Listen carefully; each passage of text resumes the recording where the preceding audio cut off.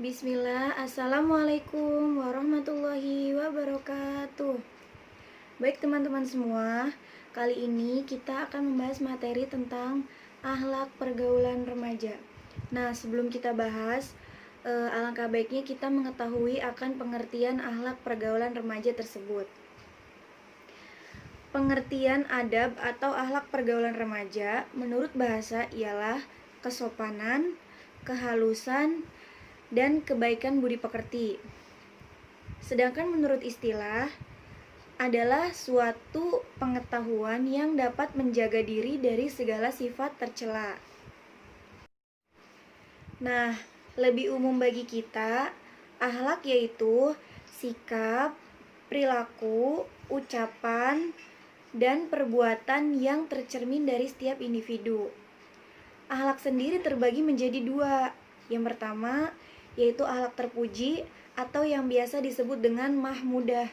Yang kedua, yaitu akhlak tercela atau yang biasa disebut dengan mazmudah. Nah, selanjutnya kita sebagai remaja masa kini harus mempunyai perilaku atau akhlak yang terpuji. Islam sendiri telah mewajibkan kepada seluruh umatnya untuk selalu berbuat baik kepada siapapun. Contoh perbuatan baik itu seperti apa? Yang pertama, berbakti kepada orang tua. Yang kedua, sikap tolong-menolong. Yang ketiga, berhusnuzon. Yang keempat, sopan santun. Dan masih banyak lagi. Selanjutnya yaitu akhlak tercela. Nah, seperti yang kita ketahui, remaja saat ini sering sekali mengalami kerusakan akhlak atau salah bergaul dalam memilih teman. Salah satu contohnya yaitu pergaulan bebas antara lawan jenis. Pergaulan bebas antara lawan jenis biasa disebut juga dengan zina. Nah, dalam Kamus Besar Bahasa Indonesia, zina diartikan sebagai perbuatan persetubuhan antara laki-laki dan perempuan yang tidak terkait oleh ikatan pernikahan atau perkawinan. Secara umum, zina bukan hanya di saat manusia telah melakukan hubungan seksual, tetapi segala aktivitas yang mendekati zina tersebut itu juga dilarang oleh Allah Subhanahu wa Ta'ala dan termasuk ke dalam perilaku atau akhlak yang tercela.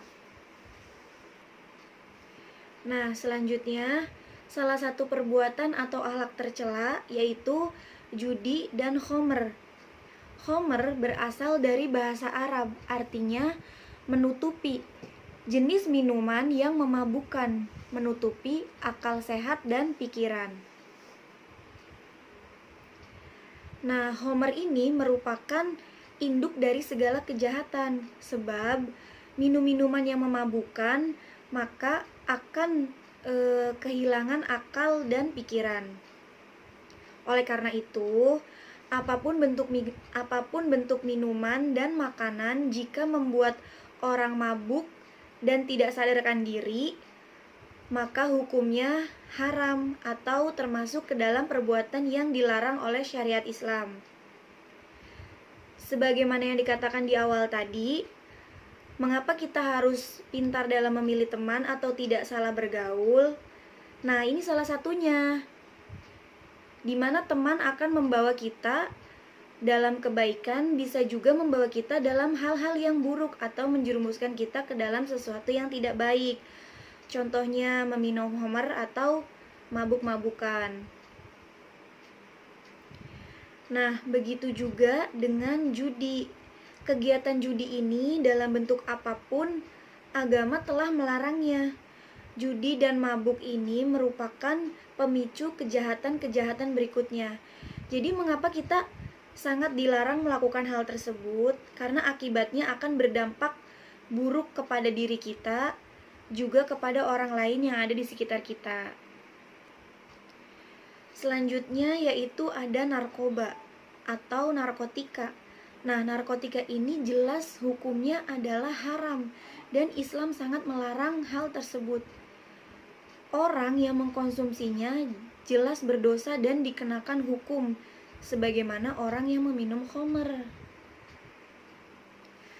Pemanfaatan waktu yang baik dan positif oleh pemuda merupakan sesuatu hal yang wajib dilakukan. Mengapa demikian? Karena dengan memanfaatkan waktu tersebut, maka akan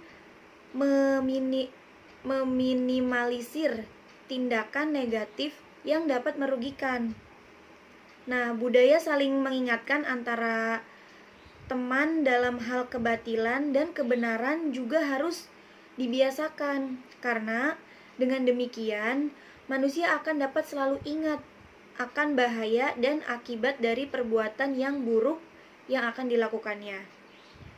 Akhlak tercela hanya akan membuat sengsara seseorang dalam kehidupannya, sebab akhlak tercela maupun bentuknya merugikan diri sendiri dan juga merugikan orang.